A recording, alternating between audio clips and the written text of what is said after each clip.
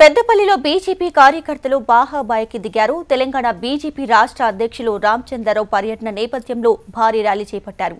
అయితే ఆ ర్యాలీలో గుజ్జుల రామకృష్ణారెడ్డి, దుగ్గ్యాల ప్రదీప్రావు వర్గాలకు చెందినటువంటి కార్యకర్తల మధ్య తోపులాట చోటు చేసుకుంది. పోలీసులు జోక్యం చేసుకున్నారు. ఇరు వర్గాలను చెదరగొట్టారు. అగ్రనేతల జోక్యంతో వివాదం సద్దుమణిగింది. ఇదే విషయానికి సంబంధించి లేటెస్ట్ అప్డేట్స్ మా ప్రతినిధి గోపాలకృష్ణ అందిస్తారు. గోపాలకృష్ణ, ఈ రోజు బీజేపీ రాష్ట్ర అధ్యక్షుడు రామచంద్రరావు పెద్దపల్లి జిల్లాకి వచ్చారు.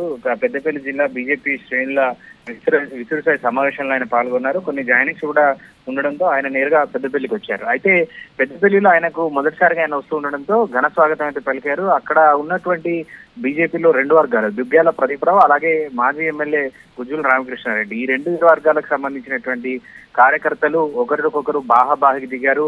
ఆయనకు స్వాగతం పలుకుతున్నటువంటి సమయంలోనే పెద్దపల్లి కమాన్ చౌరస్తా సాక్షిగా వారి మధ్య ఉన్నటువంటి విభేదాలు మరొకసారి బయటపడ్డాయి. గతంలోనూ సమావేశాలు ఏర్పాటు చేసుకున్నటువంటి సందర్భంలో కూడా ఇలాంటి విభేదాలే బయటపడ్డాయి.